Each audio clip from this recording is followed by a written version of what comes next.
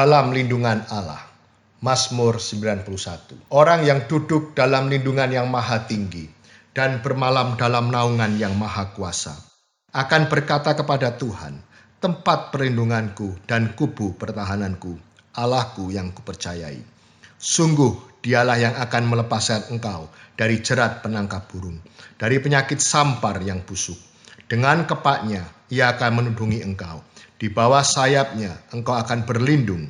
Kesetiaannya ialah perisai dan pagar tembok. Engkau tak usah takut terhadap kedahsyatan malam, terhadap panah yang terbang di waktu siang, terhadap penyakit sampar yang berjalan di dalam gelap, terhadap penyakit menular yang mengamuk di waktu petang. Walau 1.000 orang rebah di sisimu dan 10.000 di sebelah kananmu, tetapi itu tidak akan menimpamu. Engkau hanya menontonnya dengan matamu sendiri dan melihat pembalasan terhadap orang-orang fasik. Sebab Tuhan ialah tempat pelindunganmu, yang maha tinggi telah kau buat tempat perteduhanmu. Malapetaka tidak akan menimpa kamu, dan tulah tidak akan mendekat kepada kemahmu. Sebab malaikat-malaikatnya akan diperintahkannya kepadamu, untuk menjaga engkau di segala jalanmu. Mereka akan menatang engkau di atas tangannya, supaya kakimu jangan terantuk kepada batu. Singa dan ular tedung akan kau langkahi. Engkau akan menginjak anak singa dan ular naga. Sungguh hatinya melekat kepadaku, maka aku akan meluputkannya. Aku akan membentenginya sebab ia mengenal namaku. Bila ia berseru kepadaku, aku akan menjawab. Aku akan menyertai dia dalam kesesakan. Aku akan meluputkannya dan memuliakannya. Dengan panjang umur akan kukenyangkan dia dan akan kuperlihatkan kepadanya keselamatan daripadaku. Shalom saudara sekalian, pada kesempatan kali ini kita membahas doktrin penting untuk kaum Pentakosta, yaitu bahasa roh. Bahasa roh anugerah besar bagi semua murid Tuhan. Di luar sana ada banyak pertanyaan dan perbincangan mengenai bahasa roh. Dan pada kesempatan kali ini kita membahas 3 pertanyaan yang sering ditanyakan oleh jemaat. Yang pertama, apakah bahasa roh bisa dipelajari? Nah saudara, jawabannya adalah tidak. Bahasa roh tidak bisa dipelajari. Secara konsisten dalam Alkitab kita melihat orang itu harus dipenuhi oleh karunia Roh Kudus. Lalu secara otomatis mereka akan berkata-kata dalam bahasa roh. Dalam Kisah Rasul pasal 2 ayat yang keempat, maka penuhlah mereka dengan Roh Kudus. Lalu mereka mulai berkata-kata seperti yang diberikan oleh roh itu kepada mereka. Nah saudara lihat, mereka harus dipenuhi oleh karunia Roh Kudus, baru mereka berkata-kata dalam bahasa roh. Contoh kedua, dalam Kisah Rasul 10 ayat 44-46.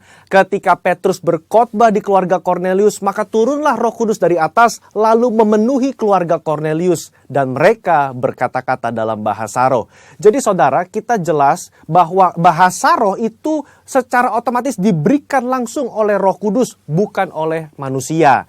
Karena itu kita percaya tanda awal orang dibaptis Roh Kudus adalah dia berkata-kata dengan bahasa roh. Orang yang tidak berbahasa roh akan masuk neraka. Jawabannya jelas tidak, saudara. Kenapa? Karena urusan surga dan neraka itu mengenai keselamatan. Dan orang percaya kita selamat by grace through faith. Karena kasih karunia melalui iman. Tidak ada indikasi mengenai bahasa roh. Meskipun begitu, orang percaya akan kehilangan manfaat besar kalau mereka tidak berbahasa roh. Ada beberapa manfaat yang dijelaskan oleh Alkitab. 1 Korintus pasal 14 ayat yang keempat mengatakan begini. Mereka yang berbahasa roh sedang membangun dirinya sendiri.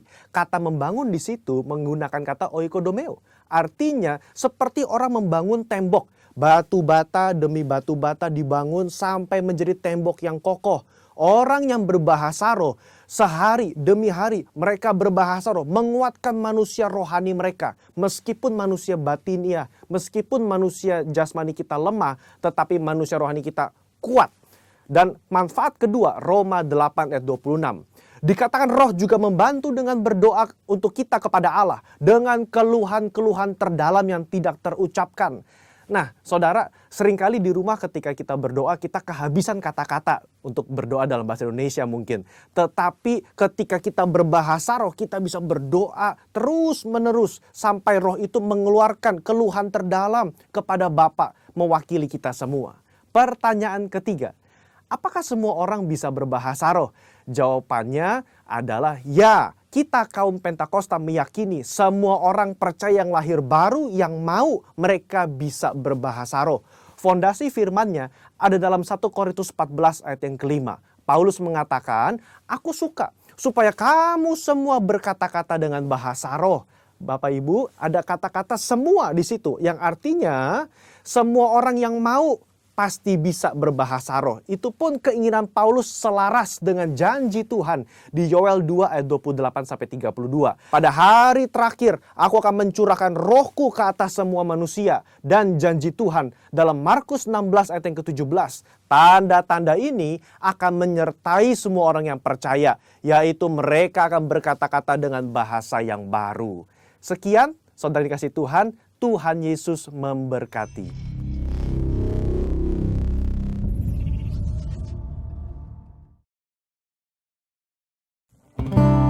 Salam jemaat GNR dimanapun kalian berada pada saat ini.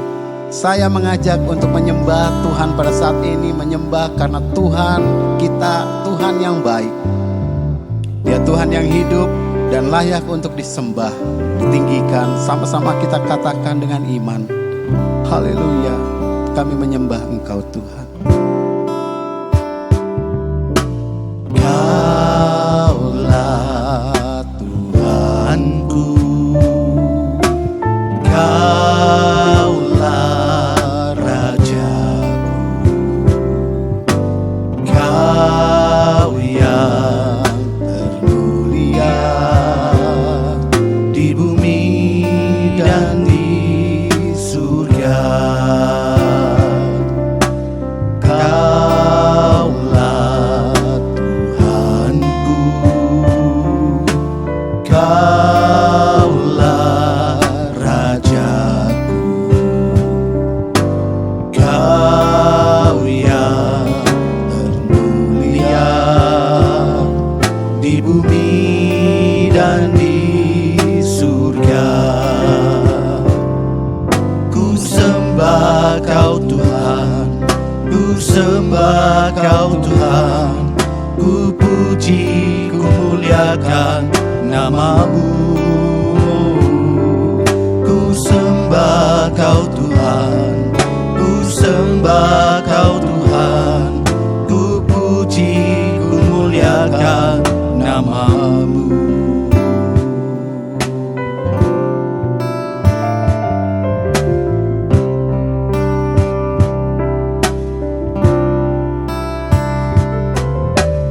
Kaulah Tuhanku,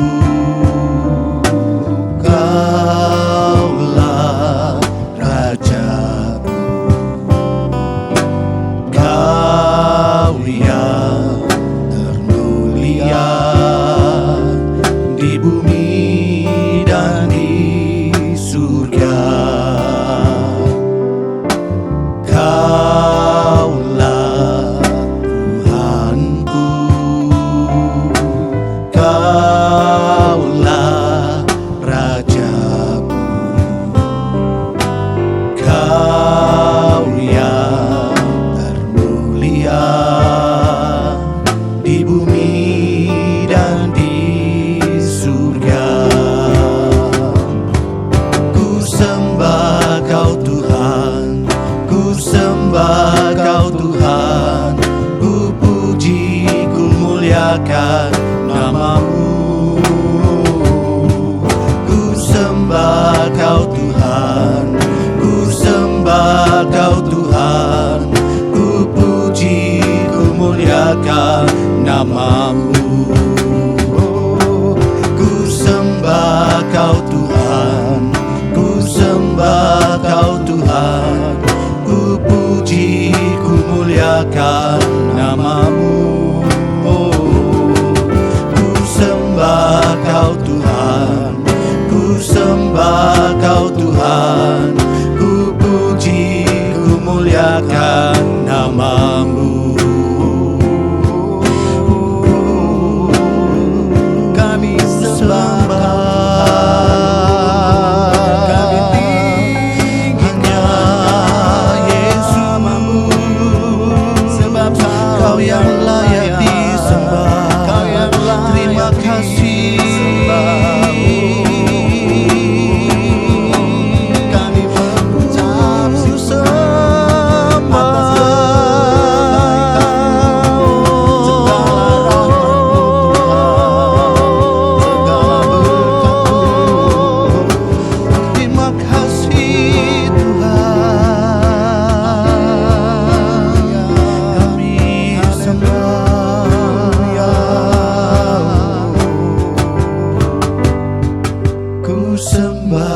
Kau Tuhan, ku sembah Kau Tuhan, ku puji, ku muliakan nama-Mu.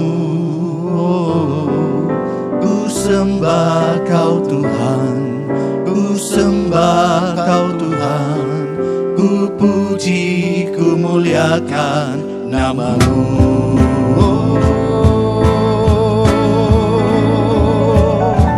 Ku sembah Kau Tuhan, ku sembah Kau Tuhan, ku puji, ku muliakan nama-Mu. Ku sembah Kau Tuhan, ku sembah Kau Tuhan, ku puji, ku muliakan nama-Mu. Ku puji, ku muliakan nama-Mu. Ku puji, ku muliakan nama-Mu.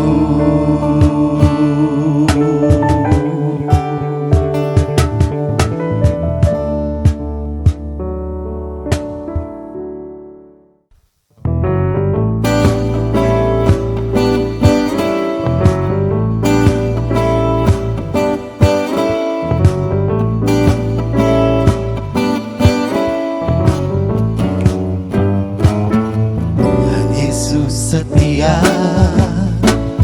Dia sahabat kita dalam segala susahku, selalu menghiburku. Dia mengerti bahasa tetesan air mata, waktu badai mengamuk, gelombang menerpa. Tuhan Yesus setia,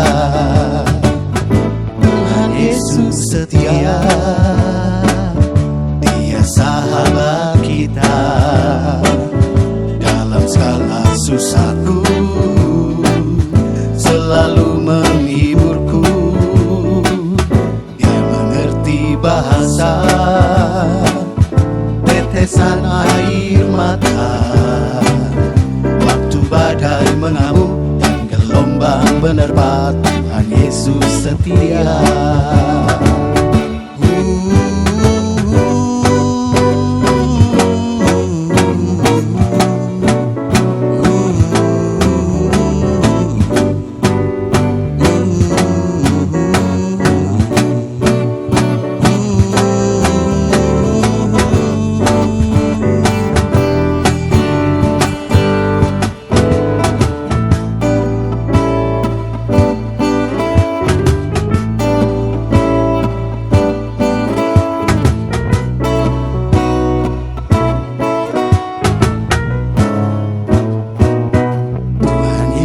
Setia, Dia sahabat kita dalam segala susahku, selalu menghiburku. Dia mengerti bahasa tetesan air mata, waktu badai mengamuk dan gelombang menerpa. Tuhan Yesus setia, waktu badai mengamuk dan gelombang menerpa. Tuhan Yesus setia.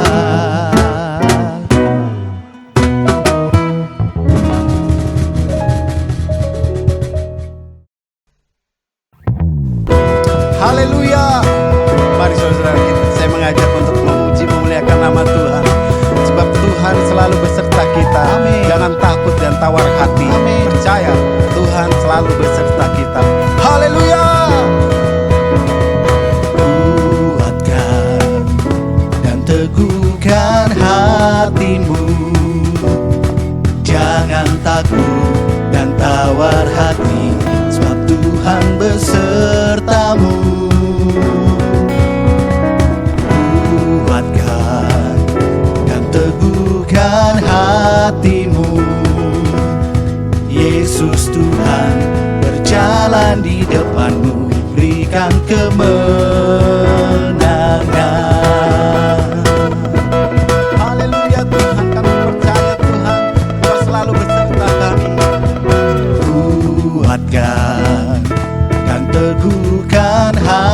hatimu. Jangan takut dan tawar hati, sebab Tuhan besertamu. Kuatkan dan teguhkan hatimu. Yesus Tuhan berjalan di depanmu, berikan kemenangan.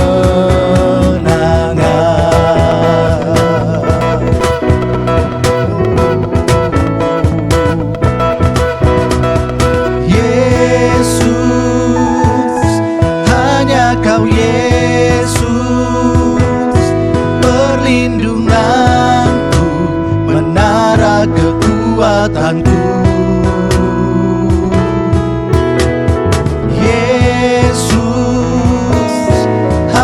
Kau Yesus, perlindunganku, menara kekuatanku. Kuatkan dan teguhkan hatimu.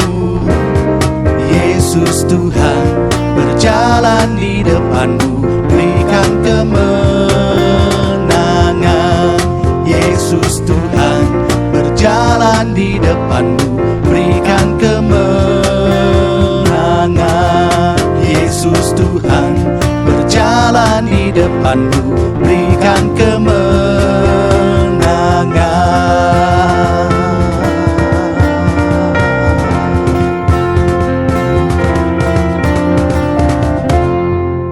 Shalom Bapak Ibu sekalian, mari kita mulai dengan doa.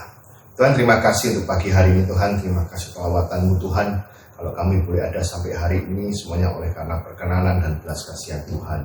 Terima kasih Tuhan untuk setiap berkat yang Tuhan sudah nyatakan dalam hidup kami hari demi hari. Terima kasih Yesus, kalau kami sebentar akan mendengarkan firman Tuhan. Biar setiap benih firman ditaburkan pada hari ini Tuhan, menjadikan kami berkat Tuhan, membuat kami jauh lebih baik lagi, dan melalui hidup kami nama Yesus ditinggikan, dan melalui hidup kami juga orang lain boleh diberkati. Terima kasih Tuhan, kami sambut firman Tuhan hanya di dalam nama Yesus. Haleluya. Amin. Shalom Bapak Ibu sekalian, kita sudah memasuki di bulan Desember, yaitu bulan terakhir di tahun 2020. Kita tahu waktu berjalan sangat cepat sekali, dan sebentar lagi kita juga sudah meninggalkan tahun ini, memasuki tahun 2021.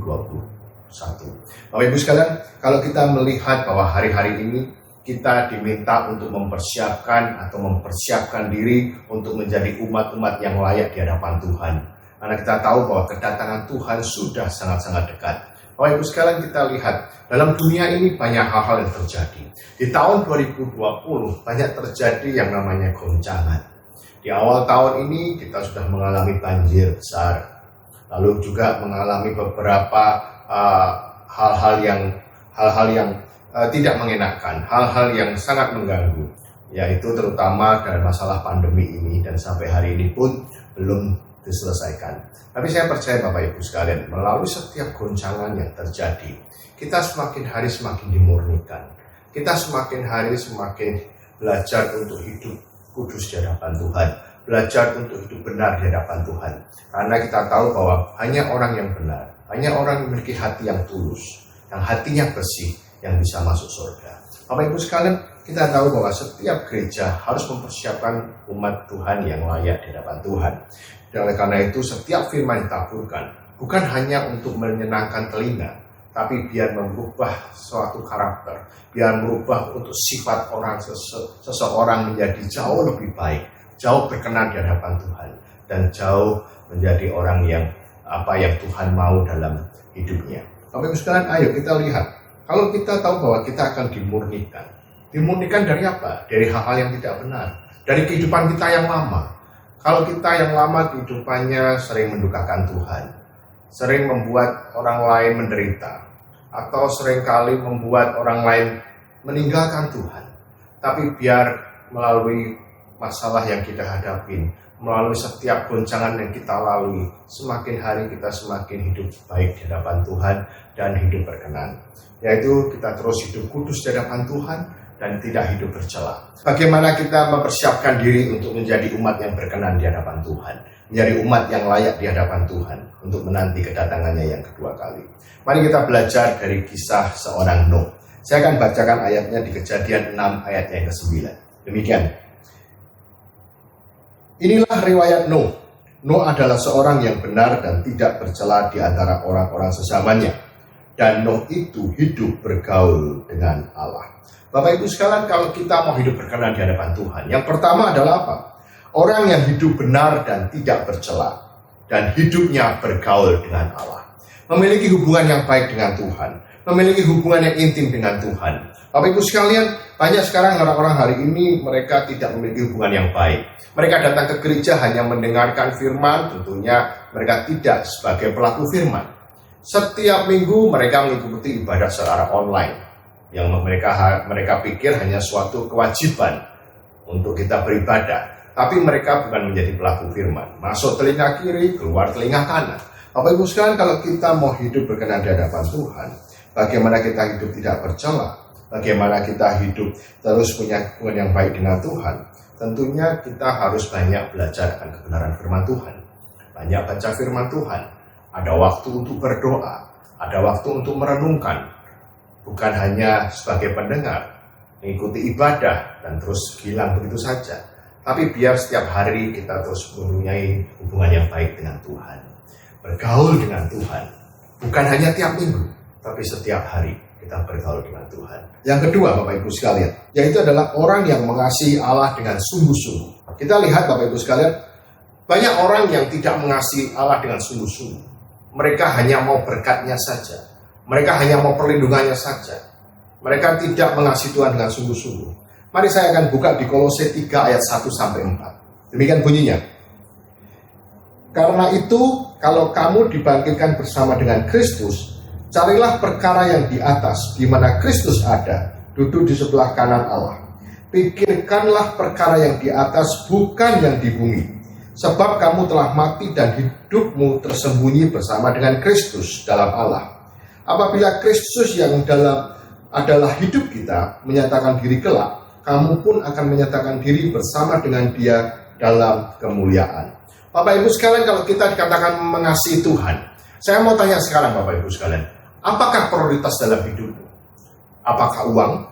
Apakah kedudukan? Apakah jabatan? Banyak orang hari-hari ini yang tidak memprioritaskan Tuhan dalam hidupnya. Mereka lebih sibuk dengan cari uang. Pagi, siang, sore mereka semuanya cari uang. Tapi mereka lupa memberikan waktu buat Tuhan. Mereka lupa memberikan sesuatu yang terbaik buat Tuhan. Dan ayat tadi dikatakan apa? Carilah dahulu perkara-perkara yang di atas. Perkara di atas itu apa? Perkara mengenai surga. Bapak Ibu sekalian, semua harta benda yang kita miliki, uang yang kita miliki, itu semuanya akan ditinggal. Tidak ada yang dibawa sama sekali. Bapak Ibu sekalian, oleh karena itu saya mau hari-hari ini setiap kita umat-umat Tuhan mempunyai prioritas yang berbeda. Kita prioritaskan Tuhan. Saya bilang hidup balance. Cari uang bukan salah, cari uang adalah suatu keharusan. Orang hidup harus cari uang. Tapi bukan itu prioritas kita. Prioritas kita apa? Bahwa kita hidup benar di hadapan Tuhan dan melalui hari-hari kita dengan baik. Orang katakan apa? Bahwa hidup ini hanya sementara. Hidup ini adalah numpang lewat. Tujuan kita surga.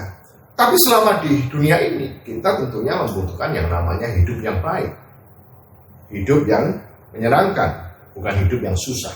Oleh karena itu, saya mau Bapak Ibu mulai hari ini memprioritaskan hidup kita dengan baik. Hidup balance antara cari uang dan cari Tuhan. Bapak Ibu sekalian, ayo.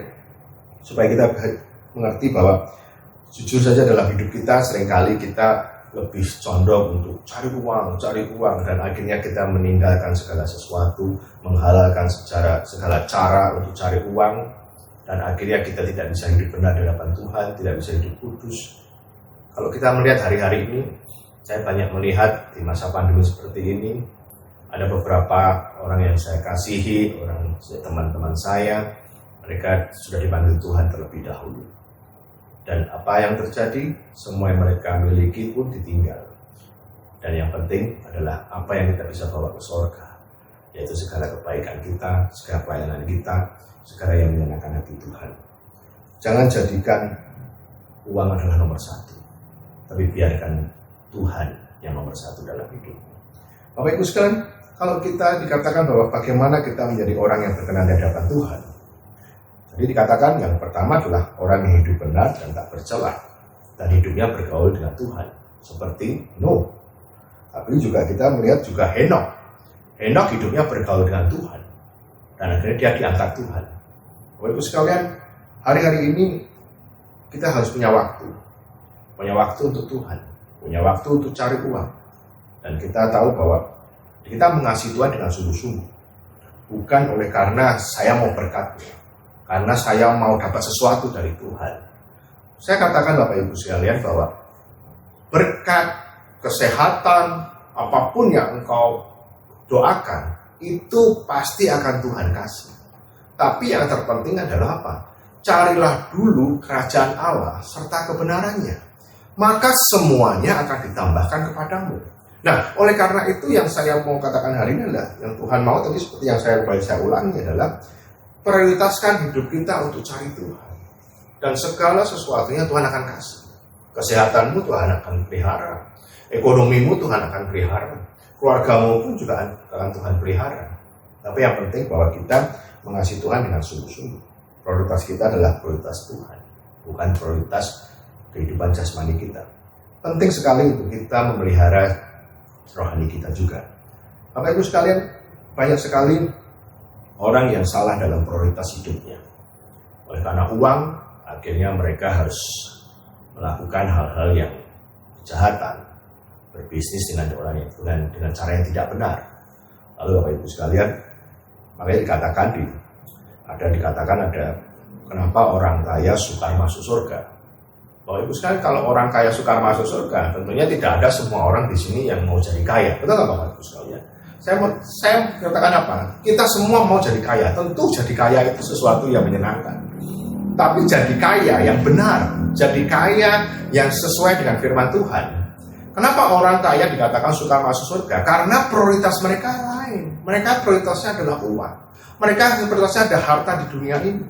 Oleh karena itu, kenapa orang kaya sukar masuk surga? Yang pertama dikatakan karena dia menjadikan harta itu nomor satu, bukan Tuhan.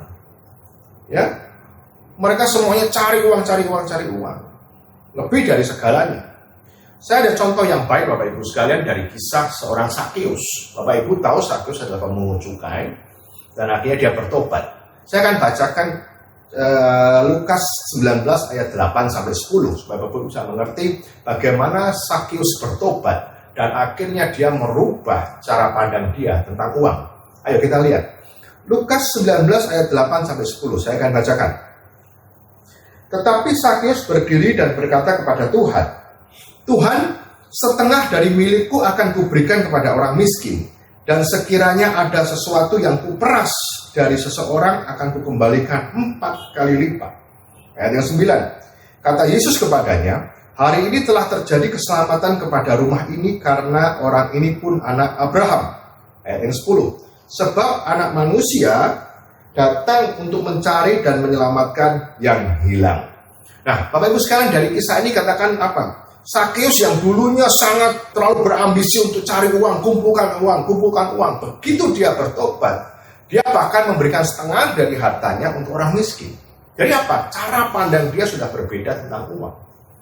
Nah, ini adalah salah satu yang kita mau bagaimana hidup kita berkenan adalah mengenai soal uang.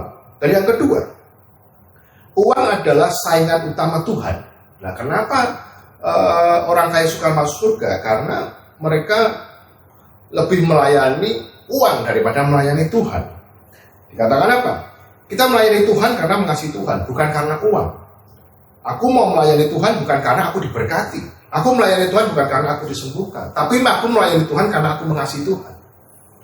Bukan karena uang. Ini yang penting sekali. Jangan kehilangan kasih kita mula-mula. Layani Tuhan. Carilah dulu kerajaan Tuhan. Semuanya akan ditambahkan kepadamu. Bapak Ibu sekalian, ini yang penting sekali. Karena intinya kalau kita dalam setiap pelayanan yang kita lakukan, apakah benar-benar kita melayani Tuhan atau semuanya gara-gara uang? Ini banyak sekali orang yang memiliki hal yang berbeda dalam pelayanan. Yang ketiga, sikap kita terhadap uang menunjukkan hubungan kita dengan Tuhan. Bapak Ibu sekalian, banyak sekali orang yang melayani Tuhan atau orang yang beribadah dengan Tuhan, tapi mereka menuntut sesuatu dari Tuhan. Contohnya begini, saya mau melayani Tuhan kalau aku diberkati. Aku melayani Tuhan kalau aku disembuhkan. Aku melayani Tuhan kalau aku begini lebih dahulu. Bapak Ibu sekalian, itu bukan sesuatu yang salah kalau kita minta dengan Tuhan. Tapi saya mau katakan Bapak Ibu sekalian, dikatakan apa? Berikan yang terbaik buat Tuhan.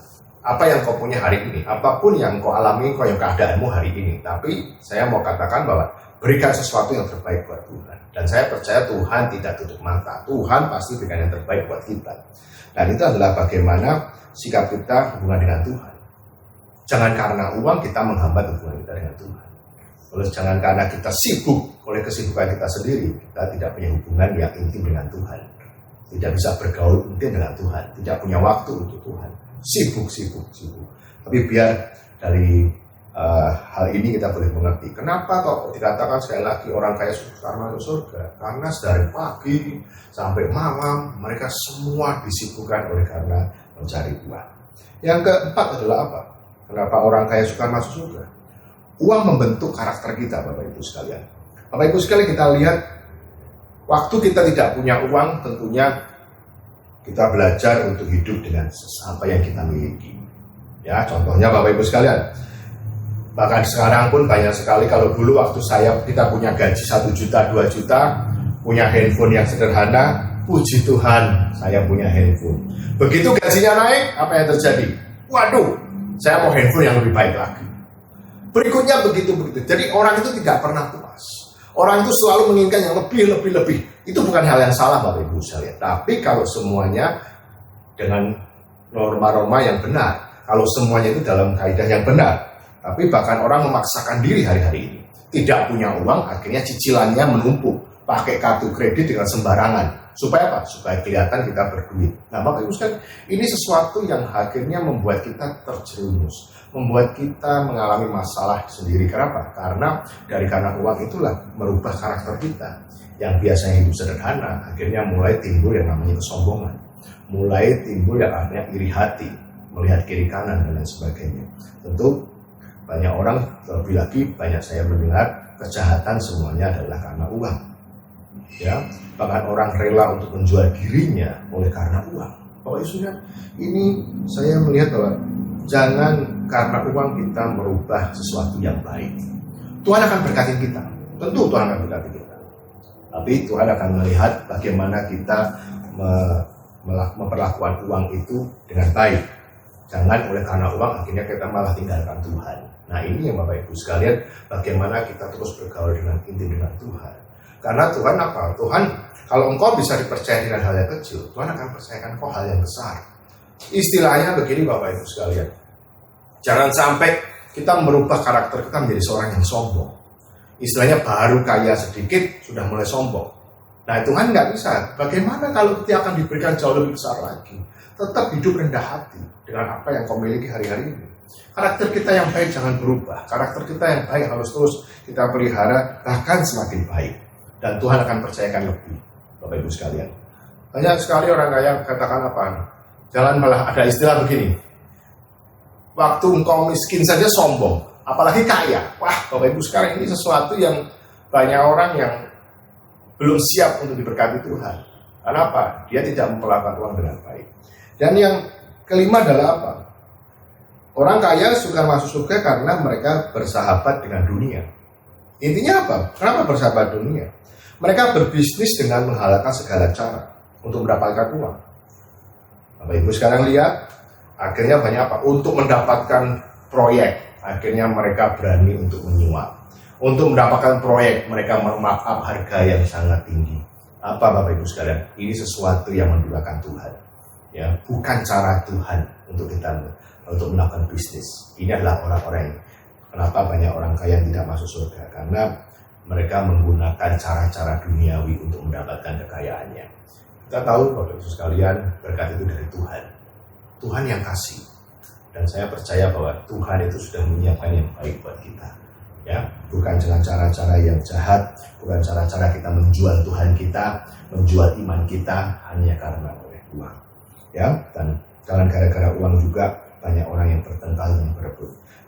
Gara-gara apa? Semuanya adalah hawa nafsu. Ya Bapak Ibu sekalian, kita mau bahwa kita memiliki hati seorang seperti Tuhan, memiliki karakter seperti Tuhan. Lalu pertanyaan selanjutnya Bapak Ibu sekalian, boleh nggak kita jadi kaya? Tentu semua orang kita pengen jadi kaya. Siapa yang nggak mau jadi kaya di sini? Semua manusia pengen, Pak, aku yang mau kaya dong Pak, aku mau diberkati Pak. Tapi katanya firman Tuhan katakan orang kaya sukar masuk surga. Nah, lalu gimana Pak kalau saya kaya lalu sukar masuk surga? Nah Bapak Ibu sekalian, boleh kita jadi kaya. Tapi yang dikatakan apa? Jangan bersusah payah jadi kaya. Jangan kita malah kaya nanti malah masuk neraka. Gak ada gunanya Bapak Ibu sekalian. Kita berlimpah kaya harta. Hidup ini hanya berapa tahun Bapak Ibu sekalian? Ya, 70 tahun, 80 tahun. Sekarang usiamu berapa? Mungkin tinggal tidak terlalu lama lagi. Engkau menjadi kaya dan akhirnya kita meninggal masuk neraka. Karena apa? Karena cara bisnis kita yang kotor. Karena kita tidak menunjukkan firman Tuhan. Hidup kita tidak transformasi yang baik. Hidup kita tidak menunjukkan karakter Kristus. Bagaimana kita bisa bergaul dengan Tuhan? Memiliki hubungan yang intim dengan Tuhan. Kalau cara bisnis kita kotor. Kalau cara usaha kita kotor. Hanya orang yang kudus, yang bersih hatinya yang bisa ketemu Tuhan. Bagaimana kita Senin, Selasa, Rabu, Kamis, Jumat, Sabtu, cara bisnis kita yang nggak benar. Terus setiap hari Minggu kita beribadah dengan Tuhan. Bapak Ibu sekalian, ayo kita, boleh kita jadi kaya, harus kita jadi kaya. Karena kita mau diberkati Tuhan. Semua berkat dari Tuhan. Tapi, kita harus turut dengan apa yang Tuhan mau. Bapak Ibu, saya akan buka Bapak Ibu sekalian. 1 Timotius 6 ayat 6 sampai 10. Saya akan bacakan Bapak Ibu sekalian. Ayat yang ke-6. Memang ibadah itu kalau disertai rasa cukup memberikan keuntungan besar.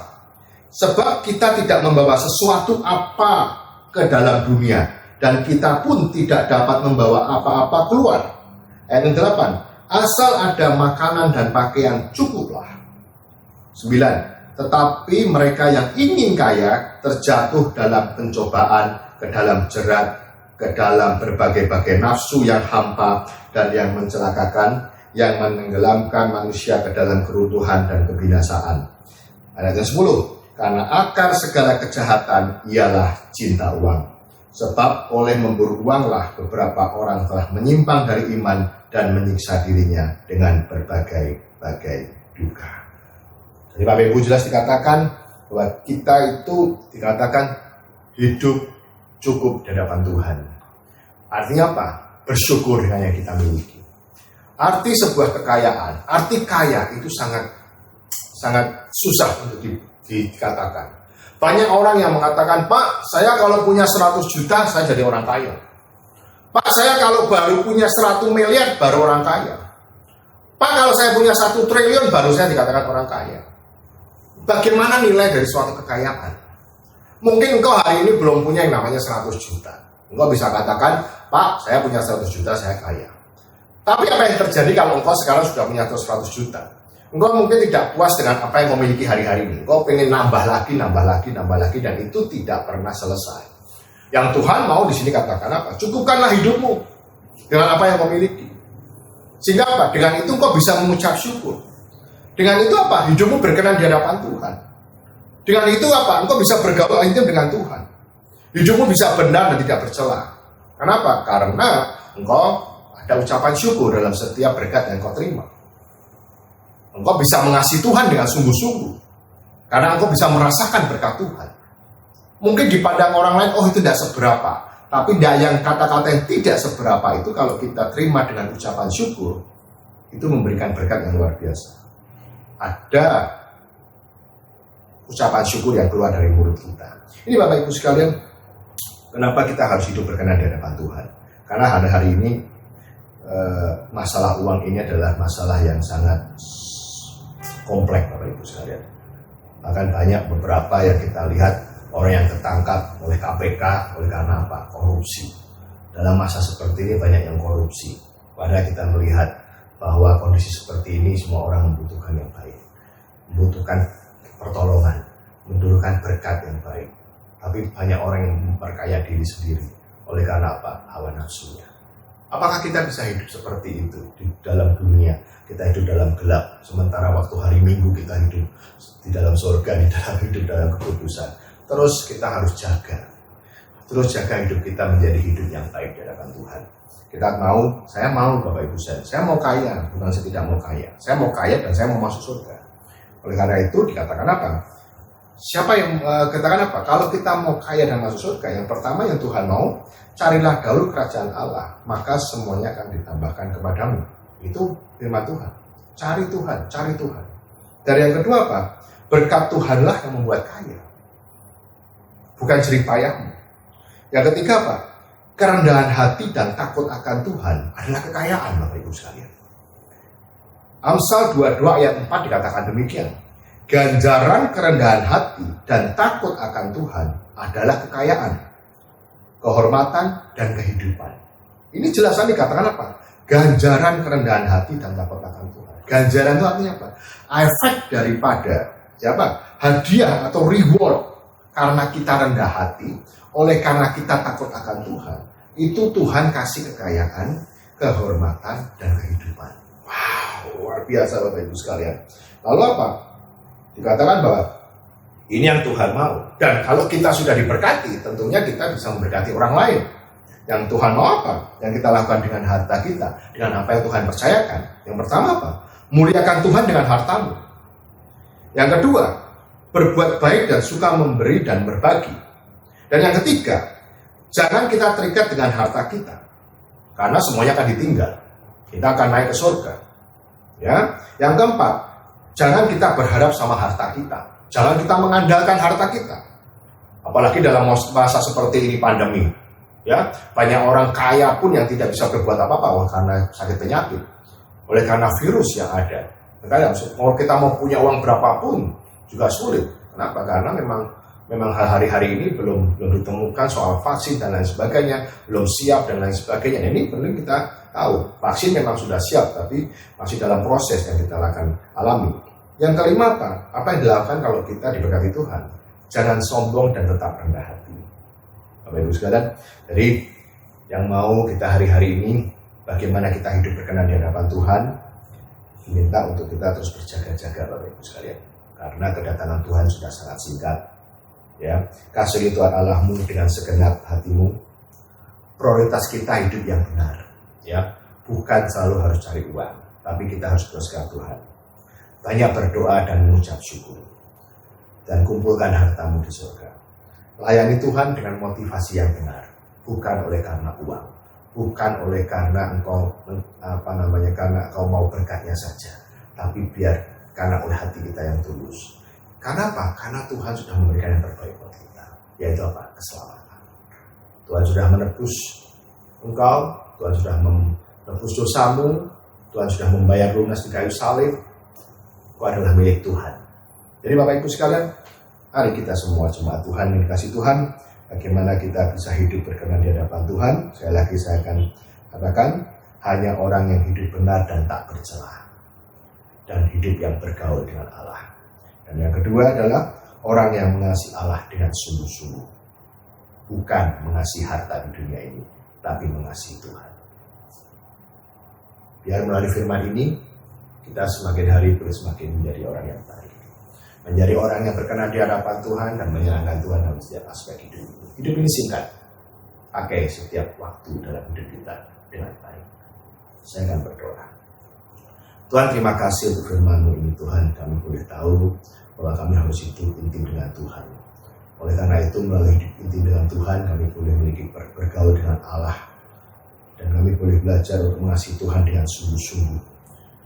Oleh karena itu, hidup kita harus benar Tuhan. Di hari-hari yang lain Tuhan, kami harus hidup selalu kudus dan benar di hadapan Tuhan.